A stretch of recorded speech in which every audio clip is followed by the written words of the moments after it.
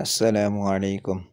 آج میں آپ کو سجدہ سہو سے متعلق یا نماز کے اندر کچھ ایسی غلطیاں ہیں جو عام طور سے لوگ کرتے ہیں اور مجھ سے پوچھتے ہیں، وہ غلطیاں میں آپ کے سامنے بیان کر رہا ہوں۔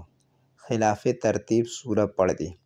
کسی نے دوسری رکعت میں خلاف ترتیب پہلے کی سورہ پڑھ دی، مثلاً پہلی رکعت میں قل یا ایھا الکافرون پڑھی اور دوسری رکعت میں الم تر کیف پڑھی، یعنی الم تر کیف پہلے پڑھنی چاہیے تھی، لیکن وہ دوسری رکعت میں الم تر کیف پڑھ دیا، پہلی رکعت میں نہیں پڑھا۔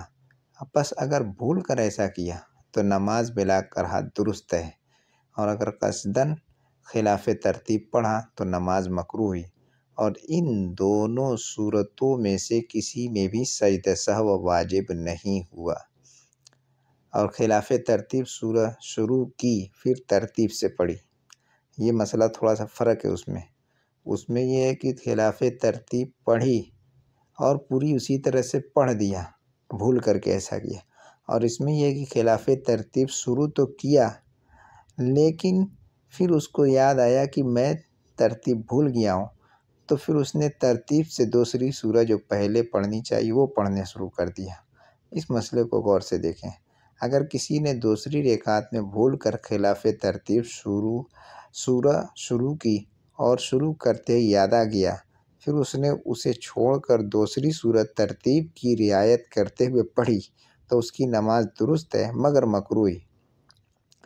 اس میں یہی فرق ہے کہ اس میں چھوڑ کر کے پھر پہلی سورہ پڑھنا شروع کر دیا، اور اوپر والے مسئلے میں یہ ہے کہ اس نے خلاف ترتیب بھول کر کے پوری پڑھ دیا اور اس کو دوبارہ شروع نہیں کیا، تو اس لیے وہ مکروہ نہیں ہوئی اور اس میں مکروہ ہو جائے گی، اور اس پر سجدہ سہو واجب نہیں۔ البتہ اس کے لیے وہ سورہ چھوڑ کر دوسری سورہ شروع کرنا بہتر نہیں ہے۔ اب تیسرا مسئلہ، آدھی سورہ پڑھ کر بھول گیا پھر شروع سے دوبارہ پڑھی۔ امام نے پہلی رکعت میں کوئی سورہ شروع کی اور آدھا حصہ پڑھ کر بھول گیا، پھر دوبارہ سہبارہ شروع سے لوٹا کر پوری سورہ پڑھی تو نماز ہو گئی، اس پر سجدہ سہو واجب نہیں۔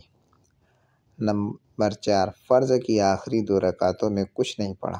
اگر کسی نے فرض کی آخری دونوں رکعتوں میں کچھ نہیں پڑھا اور بالکل خاموش رہا تو اس کی نماز درست ہے اور سجدہ سہو واجب نہیں۔